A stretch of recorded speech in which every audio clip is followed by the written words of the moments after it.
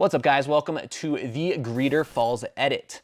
In this video, I am going to be taking this photo here, which is completely raw and unedited, and turning it into this final result here.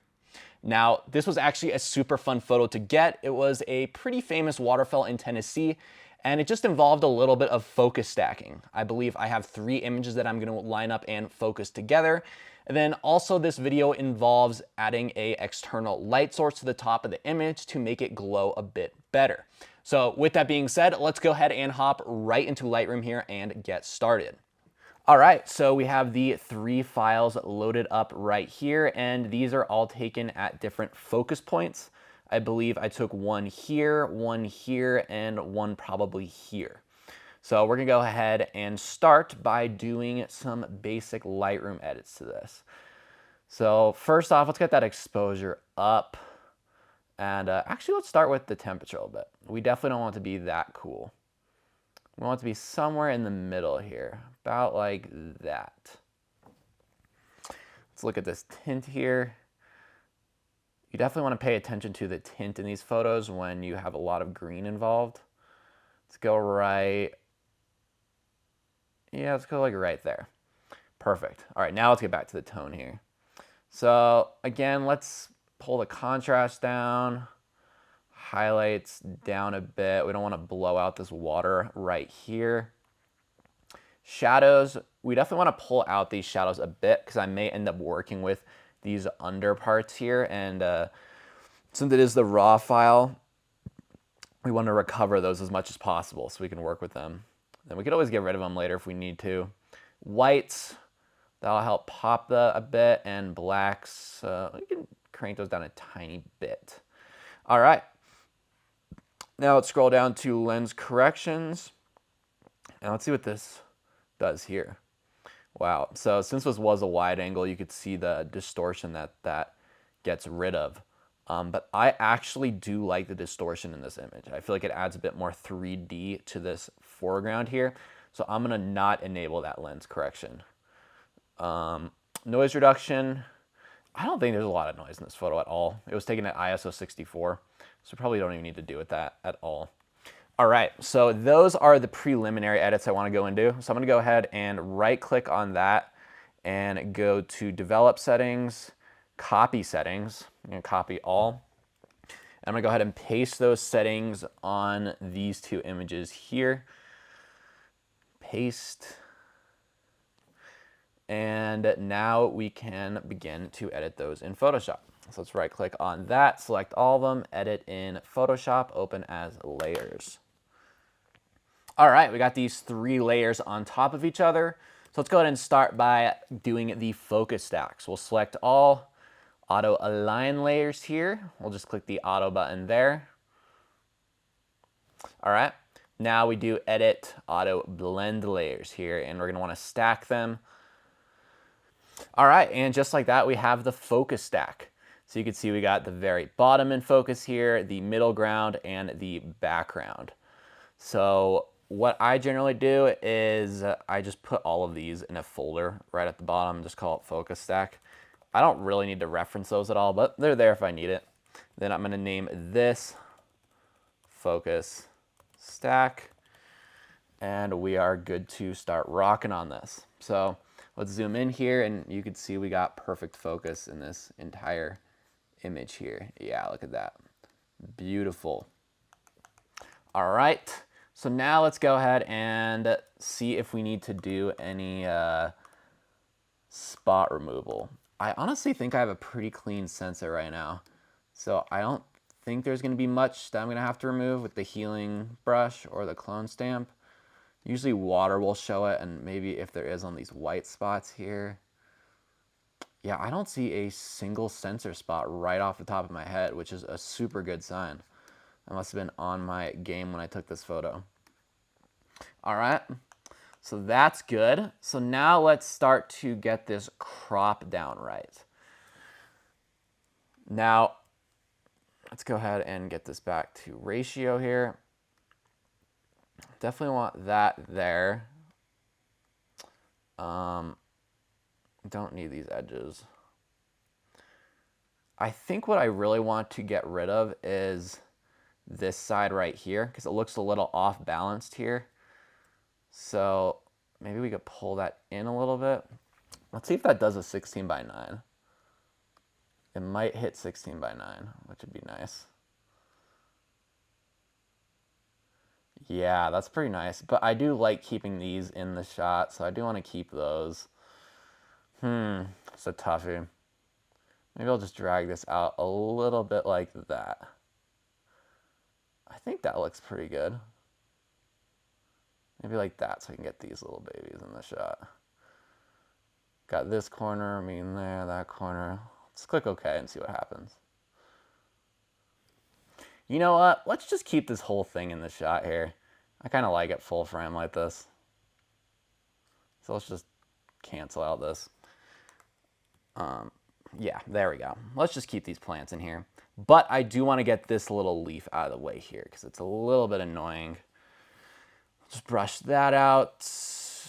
Great. And any edge patrols. Let's see if there's any things sticking out of the edges here. This leaf might be a little annoying. Get rid of that.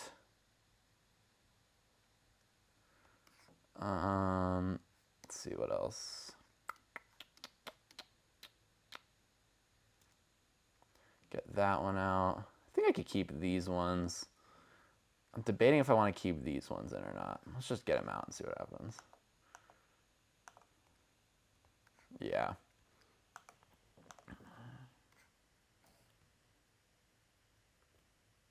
Let's just keep that one in.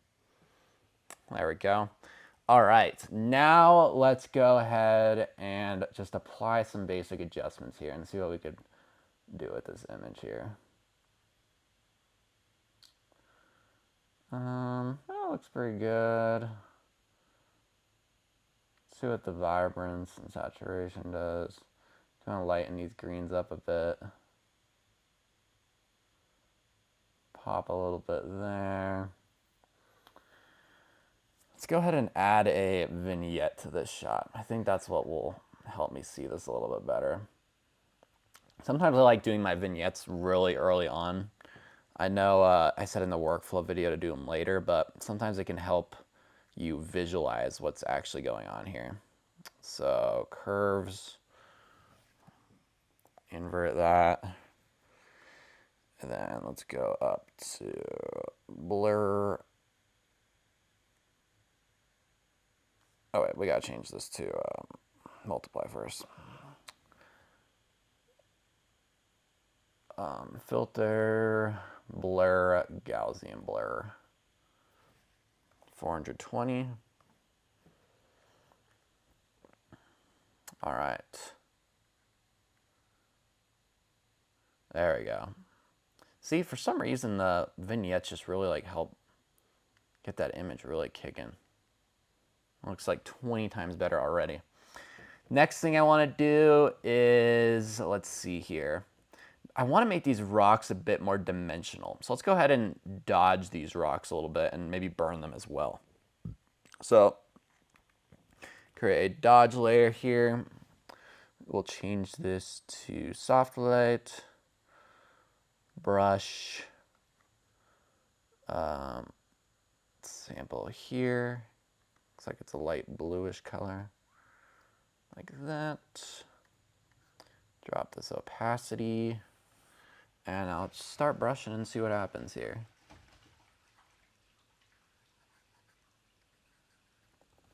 Let me turn this up a bit more.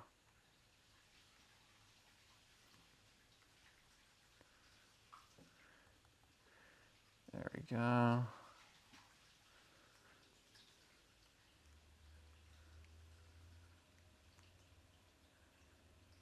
Don't need to brush that one because I want to keep the focus on these rocks here.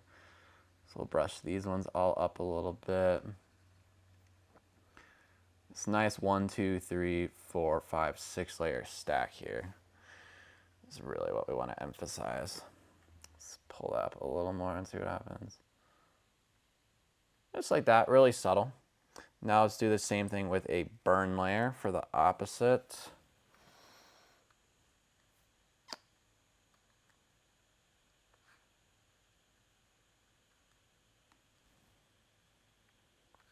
Get that opacity down a bit there. And let's darken these shadows a bit here.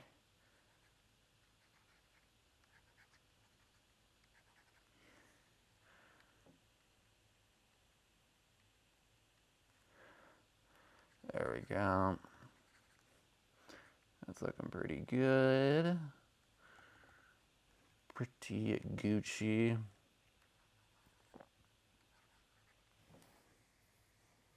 All right, let's see what that did. Yeah, adding a little bit more contrast to these rocks here. What else? Let's see here. Let's go ahead and pop a luminosity mask and see what happens. But no, let's do a color mask. For, what am I doing here? I gotta go to select. Color range. Select this green here. Yeah. That. Now let's create a hue saturation. And bump that saturation, maybe even change the color a bit. I'm not a big fan of this super bright green, so maybe I'll like make it a bit more yellowish. Yeah, like that.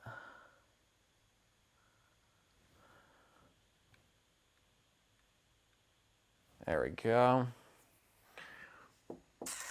And I think we're looking pretty good on this image already. I do want to add some kind of light source up here though, because I feel like it's a bit mellow up there. So let's go ahead and do that. Let's start by creating a circular gradient up here. And then color balance. And there we go.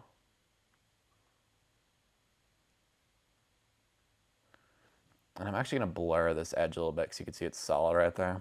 So let's do a blur on that mask. There we go.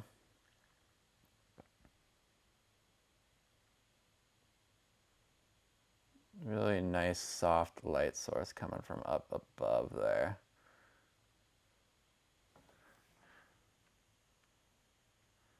Yeah, there we go.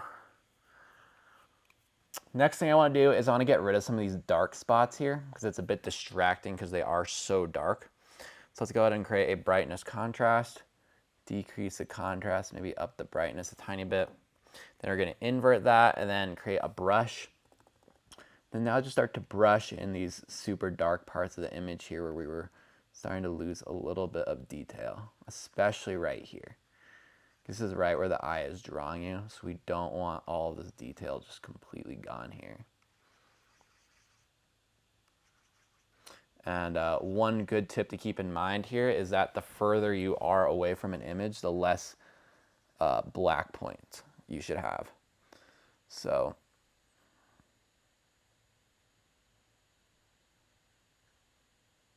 yeah, that looks 20 times better already, just like that. And then since we have these darker points here, that's looking really good. Let's make sure all this up here is not black because that's the furthest away. Maybe I'll go ahead and create another one and just do it up there, just to make sure we are not getting that really tough black point up here.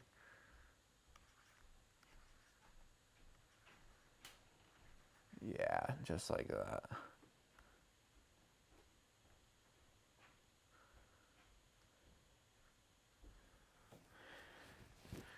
All right. So furthest away point, lightest contrast, middle ground, and then more heavy contrast as we get closer. And let's go ahead and do another one, but I'm going to do it right here. So I'm going to decrease that contrast just right there.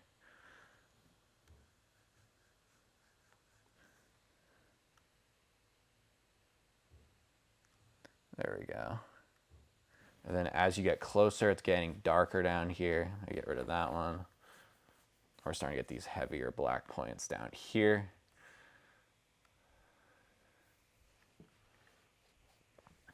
I'm liking that. Maybe do another one right for here.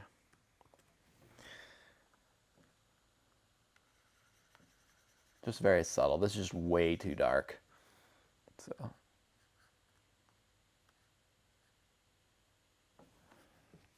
yeah, there we go. All right, so now let's go ahead and just put all of these into a folder because that's a lot of the exact same thing. So dark point transition, call that folder. And now we can decrease the opacity here and see the difference that makes in the image. See how much more detail we're pulling out and just how much more three-dimensional it looks in this shot. What else do we need to do here? Let's see. Maybe I can, let's zoom in and see what's going on over here. I think it's looking pretty freaking snazzy. Let's look at this color again. We don't want to overdo this or else it's going to look fake. Like that looks fake. So we want to be really subtle with it. Yeah, just like a nice little ambient light dripping in there. Now let's go ahead and drop an Orton effect. Why not? Control-Shift-Alt-E to merge all these layers and put another one on the top up there. Orton effect, call it that. Convert to a nice Smarty. And now we'll go up to filter, blur, Gaussian blur, 42 pixels to match the resolution. And then we'll also add a brightness contrast, like that, contrast, and decrease this opacity a decent amount. Yeah, now we're getting a much dreamier shot. Look at that. So now it doesn't look nearly as stiff down here, which is nice. And up here. But I do like the texture on this rock. So I want to emphasize this texture a little bit more here because this is the centerpiece, if you will, of this shot. So let's go ahead and do another Control-Shift-Alt-E to get all these on top. And then we're going to do a high pass filter on this, which if you remember is basically like a texture filter here. High pass filter, eyeballs. Let's just go with that for now. We're going to probably change this.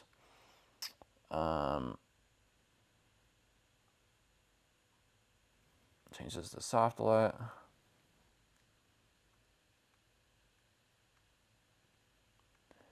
All right, so you can see that's adding way more texture here. Let's see what happens if we increase this even more though.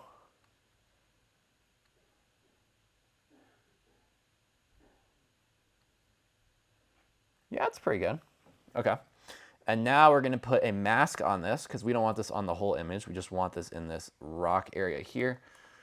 So let's zoom in here and just start brushing this texture into these rocks down here. Make them nice and crispy along the edges. Got that nice crackle effect really going here. Because that's what we love about these rocks. They're just a nice crack. There we go. I like that. Boom. Texturized those rocks a bit. And I think we're looking pretty solid with this image. I can't see anything else I would want to remove or take away. Let's do one more sweep.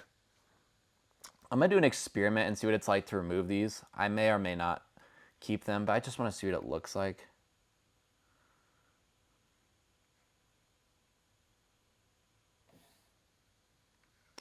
So let's just get those out. Sometimes it's nice to not have leaves touching the edges, just because it makes it seem a bit more intentionally placed. I know, I'm back and forth on this, but let's see. Do we keep them in or do we remove them? I think I like them. I feel like it almost pulls your eye in a little bit like this at this angle here, because your eye is naturally attracted to that green. Whereas when it's removed, it just kind of makes this part of the image look insignificant. So we kind of want that transition to pull them in here. All right, now let's see if we want to maybe add a bit more blue anywhere. Perhaps, let's just see what happens. This slider. Does blue look good anywhere in this image? Not with the midtones. Let's see with the highlights. Maybe on the water. Let's paint it in just this water fountain here and see what happens.